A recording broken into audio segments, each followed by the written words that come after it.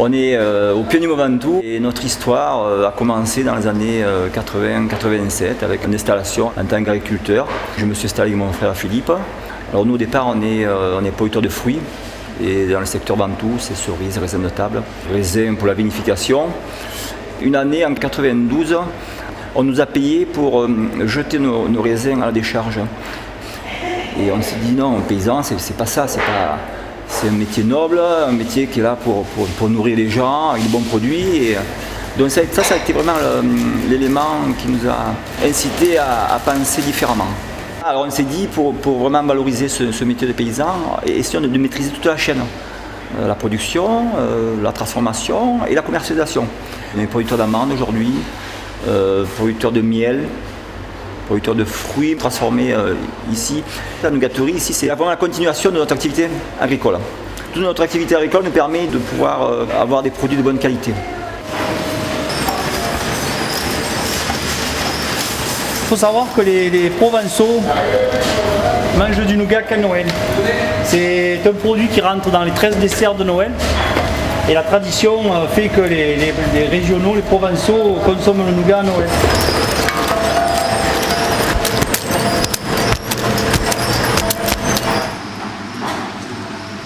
Alors là aujourd'hui on va fabriquer du nougat noir. Alors habituellement les gens quand ils pensent nougat ils pensent toujours nougat blanc. Mais le vrai nougat provençal c'est le nougat noir. C'est du miel caramélisé avec des amandes. C'était un peu la confiserie des paysans d'ici.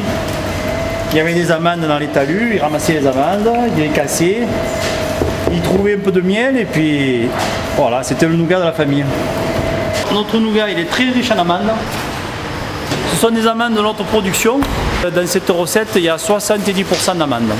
L'amande et le miel, c'est ce qui fait le bon nougat. Allez, vas-y. La mise en moule, le roulage et la découpe se font presque à la suite. Contrairement au nougat blanc, il durcit très, très rapidement. Maintenant, on va le rouler. Étape suivante. Je pense que celui-là, il faut-il être chargé. C'est quoi, on va le rouler carrément. On n'était que paysans au départ. Nos parents étaient paysans. Nous, on est issus d'une famille de 6 générations de paysans. Dans les années 90, on a basculé dans la mondialisation et les produits agricoles ici se sont trouvés complètement télescopés et on a rencontré des difficultés. Il a fallu s'adapter. Entre-temps, il y a plus des 2/3 des agriculteurs qui ont disparu. Ça, c'est du pain azime, communément appelé la feuille d'hostie. On va le démouler. Voilà. Ça fait un morceau de 8 kg, ça. Ça, c'est pour les gros mangeurs de nougat. Quand on arrive à maîtriser tout le circuit, bien sûr la transformation, mais surtout la commercialisation, ça permet de pérenniser les exploitations agricoles.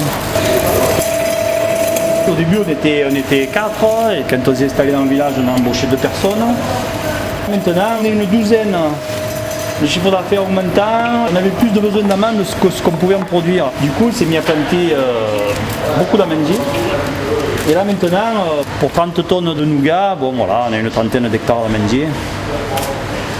Je pense qu'on va être autosuffisant. C'est mon nougat préféré. C'est mes cadeaux quand je pars. J'offre des nougats. Ils recherchent des produits naturels d'origine française, et notamment nos produits à nous, donc notre miel et nos amandes.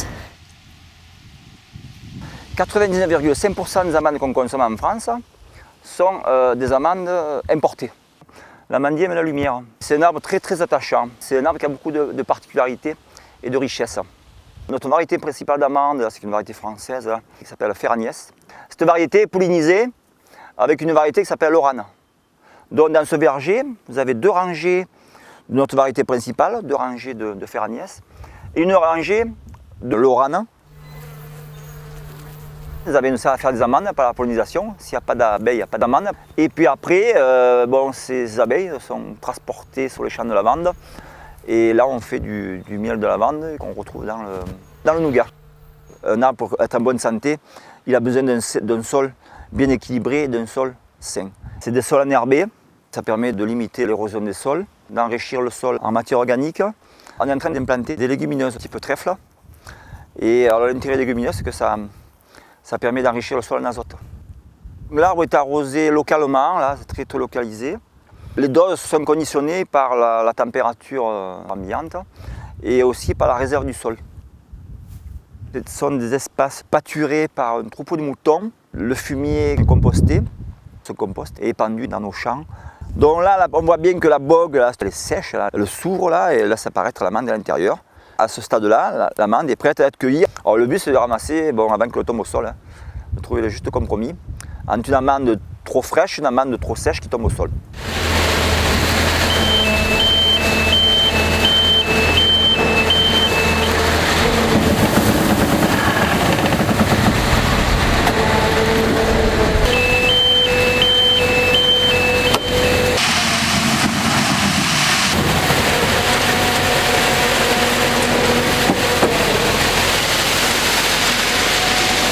Ici, la récolte se situe globalement vers le 15 septembre.